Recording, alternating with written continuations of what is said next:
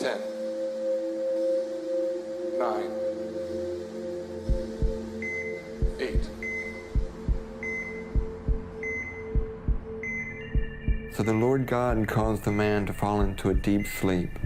And while he was sleeping, he took one of the man's ribs and then closed up the place with flesh. 7, 6, 5, 4. I was born a male. I started living as a female when I was 19 years old, had a sex change when I was 30 years old. I've now been living as a woman for 28 years, and I fully regret this. Nobody can change genders. It's impossible. It's delusional. It's a mental illness. Then the Lord God made a woman from the rib he had taken out of the man, and he brought her to the man. Once I finally had the surgery, I went, oh, this was the wrong thing to do. It was the wrong thing to do to cut off my male anatomy. The man said, "This is now bone of my bones and flesh of my flesh. She shall be called woman, for she was taken out of man. That is why a man leaves his father and mother and is united to his wife, and they become one flesh." The fact of the matter is that 40% of people who are attempting suicide are people who regret ever changing genders. Lift off, Falcon 9. Vehicles clear to 9.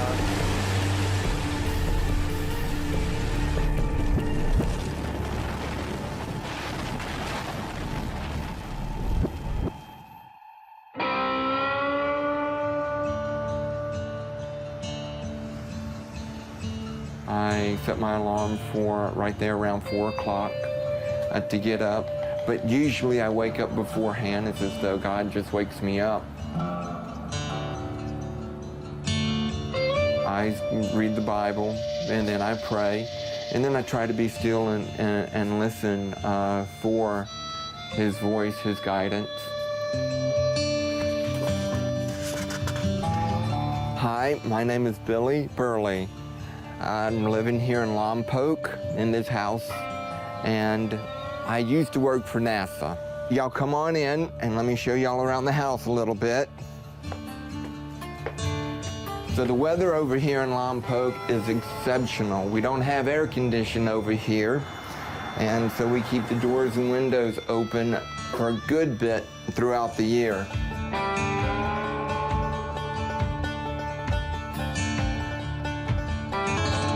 I was a skinny, little, introverted kid. Had a speech impediment and tried to talk, but a lot of people didn't understand me. My body told me that I belong with the boys, but my thoughts, my mind was saying that I belonged with the girls. And I didn't know which way to go. I wanted to be like my sisters. I thought I should be like my sisters. And when my older sister started wearing makeup, I started playing with some of her makeup in the bathroom. And then in the 6th grade, when I was on the Summer League swim team, and we had a new diving coach.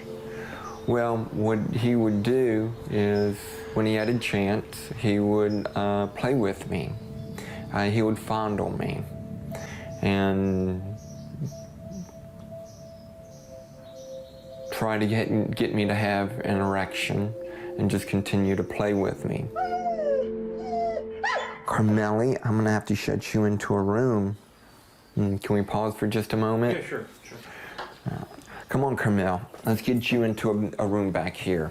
You are gonna keep moving around. Come on. Quiet, bad dog, bad dog.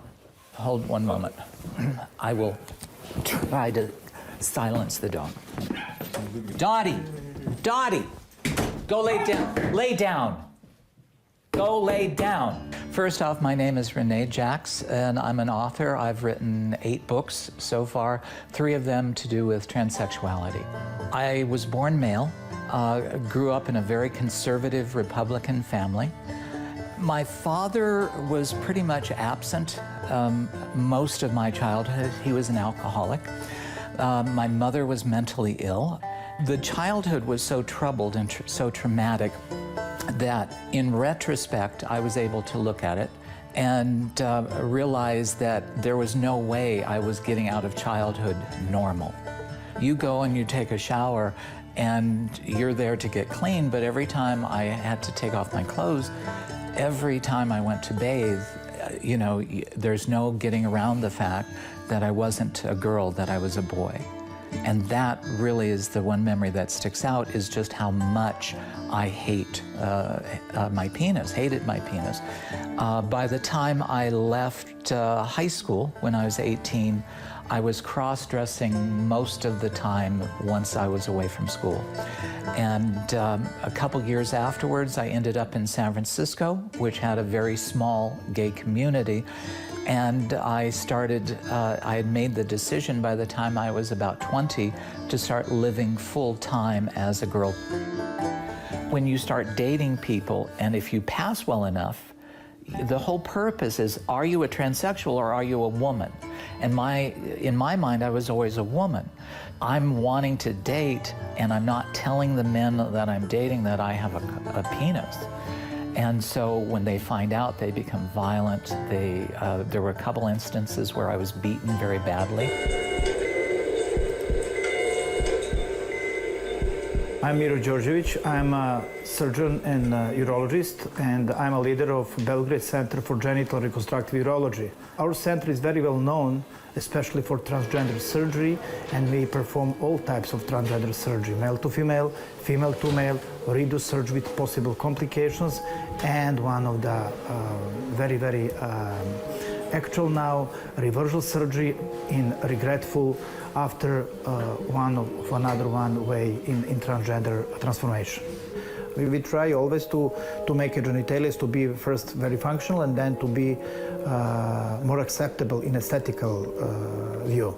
If we discuss about male to female, our results are much better. Why? Because in one surgery we create a completely normal female genitalia, and these persons usually can have a sexual intercourse, can enjoy in sexual activity, according to our experience, more than 90%. Transgender surgery starts to be very popular for both persons and doctors, and you can find too many jokes on this field. Oh, I'm going to make my genitalia to be different like now, and I will be a very nice lady, or I will be a very strong man, or something like this. And after that, after some event like alcohol or drug abuse or something like this, you're awake from anesthesia with the new genitalia. The main milestone was finding a doctor who would give me the hormones. If I get the hormones, female cross-sex hormones, my life will be perfect. And then you think, well, if I can only get my voice, get my male voice up here, then that'll make me, just happy. And then you think the next thing is, well, if I can get breast implants, that's all I need. It's never enough. And finally, if you've gone through the therapy and you can convince a doctor to start cutting on you, you go and you have a sex change. I had my sex change in 1990. And in the back of my mind, I thought it might be like all the other stuff I had done, but I was hoping, just hoping that would make me feel complete.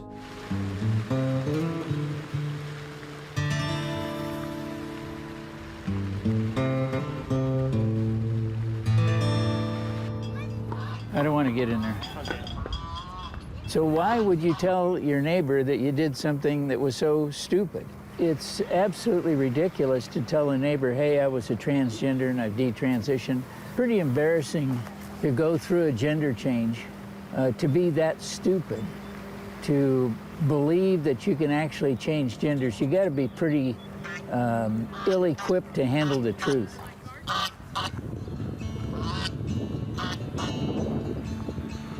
I was born in Los Angeles to a good family, good people. I was taken to my grandmother's house quite frequently as my parents liked to go away on the weekend. They liked to camp and fish. I somehow became interested at my grandma's house in cross-dressing, and I had mentioned something to her about that. So she decided to make me a purple dress and allow me to put it on and wear the dress. I finally got so interested and excited about wearing the dress that I got tired of waiting till I was going to go to Grandma's house to secretly cross-dress. So I snuck the dress home. Well, my mom found the dress. And so then Dad got upset. I was never allowed to go to Grandma's house again.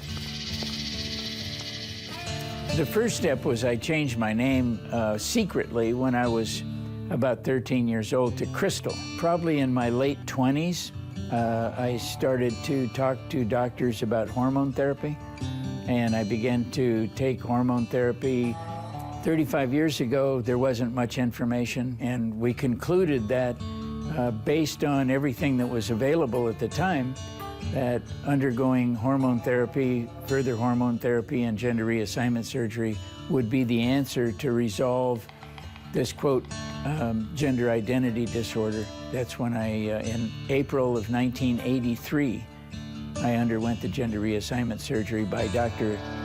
Biber in Trinidad, Colorado. It was amazing. I felt like the world had been lifted from my shoulders, and it was all really wonderful. The only thing I don't know is, was it all the medication from 5 hours of surgery that made me feel this way, or was it because I'd gone through the surgery? Because you're pretty heavily medicated.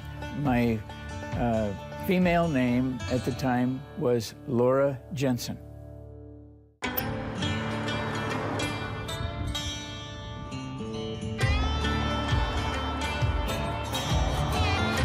Lompoc is a nice town. It's quiet and it's small. I was a little bit apprehensive going into surgery, but also a little excited too. Finally, we're at this point. And after going into surgery and then coming out of surgery and being in the elevator, I asked somebody, "Is it gone?" And they assured me that it was gone. And I was very relieved. I was losing a lot of blood through the surgical site. What they did was kept putting gauze into my new vagina, but I was excited. I was excited that finally this is done. This is now behind me. So now I'm starting my new life. I never had the full ability to have intercourse because the vagina that they make is so small. So anytime I tried to have intercourse, it was extremely painful and it wouldn't happen. So these surgeries are nothing more than plastic surgery. They don't create, the phalluses that they create for female to males are really hideous looking. I've had several female to male friends, and you look at it and you just go, oh God, you paid for that, it's horrible. The sex change didn't solve my discomfort. The doctors who are honest will say that the gender dysphoria is always there. And it's because the confusion is, it's not so much, it starts out being about your anatomy, but really what it's, you don't like yourself.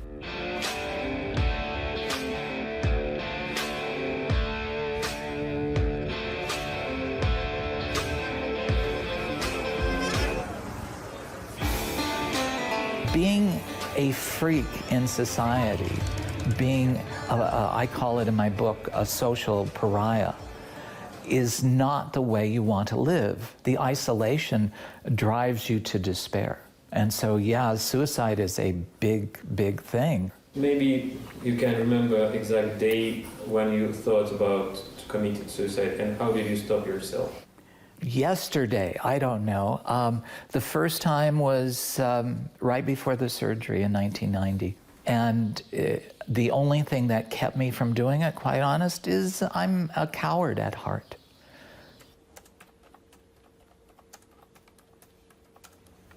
I just was so deeply disturbed. At the time, I wanted to end my life, and somebody I knew had some cocaine, so I attempted to use it to kill myself. And it obviously didn't work, but my heart was pounding so hard after I took it that I thought it was going to come out of my chest.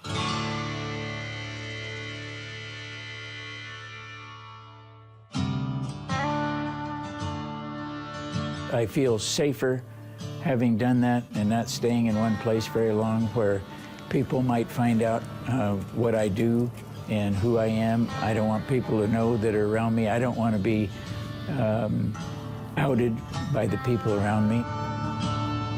I was leaving church one day on Sunday 3-4 years ago now, and I got an email that said, "I'm ready to commit suicide. Can you help me?" And it was a transgender who had lived the transgender life for 2 or 3 years and was totally discouraged with it. I was actually exchanging information and talking with him on some level up to 5 times a day to keep him from committing suicide. He eventually restored his life. He detransitioned back. This is my entire office right here. My computer, my desk, my chair, my slippers, and this is where I sit and work. I don't need any more than this. Everything that I do is right here on the computer or on the phone talking to people. I've detransitioned now for 25 years, a little longer. And so it was when I detransitioned that everything began to make sense to me. And when I realized that how important it was to detransition to become psychologically, emotionally, and socially a healthy person, that I wanted others who wanted to detransition to have a way to come back to that same experience that I have. And if they have regret and want to detransition, I've built a website for them, sexchangeregret.com. How are you? Doing good today, doing good. How about you and KC? Yeah, we're doing good. Billy contacted me by email like most people do, and we began to exchange information, and I talked to him on the phone. His story was just like mine. He was sexually abused. I was sexually abused, and that was kind of the trigger point of changing genders. Come on, kids. Come on, come get your clothes on. Come on. Come on, buddy.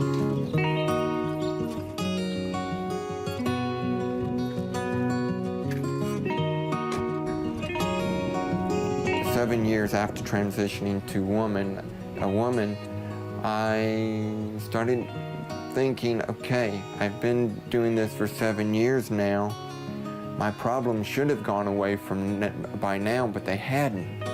And I actually had more problems at that point. Another problem is just trying to pass. Trying to do my hair just right, trying to do my makeup just right, trying to look just right to where people would not be uncomfortable, because you can see when people identify you as being transgendered. I was like, this isn't life. Nothing has really changed. I'm still struggling. I was better off as I was before the surgery, before the hormone treatment. So it was at that point, 5 years after the surgery, thereabouts, that I started to have thoughts about changing back. That's my student ID from LSU. That's when I was swimming at LSU. I had a really big Adam's apple, heavy brow ridge, pretty big jaw. This is the ID after I had SRS surgery. And then when I was transitioning back to male in Louisiana, that's the driver's license I got. I had a lot of other pictures from that period, but one day when I was sitting in my office looking at the pictures of me back during this 7-year period, 7-8 years as being female, it was so discouraging that I wasted so much of my life in this particular period doing all of this, that just in the state that I was in, I erased all of the pictures that I had off of the computer and destroyed the pictures of me from that period to try to erase that period in my life. With God's help, I went through the change and I went back to being male. So I went through that surgery, and on the backside of it, I was in so much pain and so much discomfort, and regretted that surgery more than the first SRS surgery that I had. And then when he took the bandages off of my stomach to show me the skin graft, I was almost horrified at it. To me, it was gross. But it was by that surgery and the paperwork that the surgeon gave me saying, when I had the surgery done initially, he gave me the paperwork that said, okay, I've been surgically changed to male. I'm 60 years old. There's no reason for me, after a lifetime of being in transition, to go and start living, dressing as a man anymore. There's no benefit in it. But there is a benefit in my standing before an audience of young kids in college who are considering this path and saying to them, okay, I'm the real deal. I started living as a woman when I was 20. I've lived 40 years of my life. I've had breast augmentation. I've had genital surgery. I've had 40 years of hormones. All of it has not made my life any better. It's never solved the problem. You break your left leg. You go into a doctor's office, and under the transsexual rule of medical treatment, they say, this is your new normal and we're gonna break your right leg too. I think it's safe to say that when somebody has been cross-dressed and affirmed physically abused and sexually abused, that psychotherapy is the most needed therapy, not hormones and surgery. When I met Rachel, I was already legally a man again.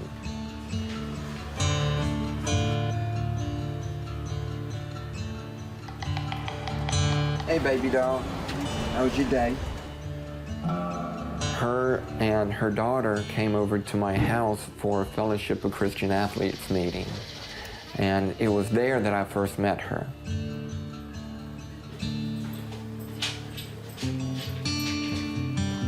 And that was in 2010. And from there, I invited her for a coffee. And I didn't know what that meant. So I asked one of my classmates, what does that mean? One of my younger classmates. So she said, well, that's a safe way for asking for a date or trying to meet up with somebody. I shared with her my past and what had happened and how I was. And at that time, she said, okay, let's be friends. We shared the same interests, like what I was saying. We both like doing, especially swimming, but triathlons, we liked hiking. I don't know, I know he will say he remembers one time we went on a hike and we sat down for a rest and on a bench, and I kind of sat close to him and put my head on his shoulder. And it was at that point I knew our relationship was changing, and that it was okay for me to start pursuing Rachel in a romantic way, and I did. Excellent. You're good. The intimacy between Rachel and me, with me being surgically altered, I cannot come to an orgasm. So Rachel and I, we enjoy intimacy. Oh, isn't that wonderful, fresh air? Fresh air is good. It is beautiful, and I'm praying for a little bit more rain, because if you notice up here, the green is starting to turn back to brown. He asked me pretty soon, after a few months, if I'd marry him. And I think I thought about it for not too long, maybe a week or two, and responded yes. My older daughter said it probably best is they wanted me to be happy.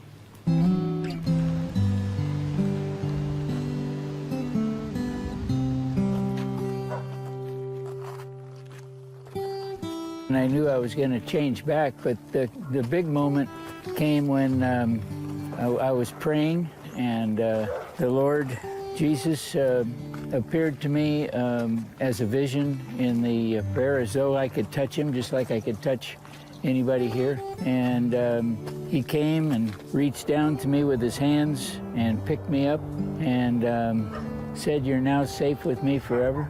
And it was at that moment that my life changed in a split second.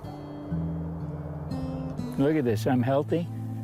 Many of the people who've gone through this before me are dead. They're alcoholics. They're still struggling with their identity, and I'm alive and well and healthy and married for 21 years to my wife. That's redemption, restoration, and I'm helping other people. What other thing that's better in life when you're reaching out and helping other people with their life?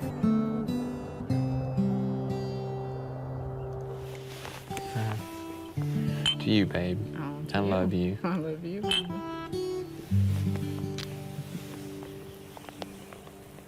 Did you taste it? It's kind of tough. It is. But it's still pretty. It's still pretty tasty. I am so happy I am the way I am now. Even though I have problems, I have a choice to let my problems burden me, or to look up, to see each day as a beautiful day, and just to enjoy life. In his hands, he's got you and me, baby. In his hands, he's got you and me, baby. In his hands, he's got the whole world in his hands.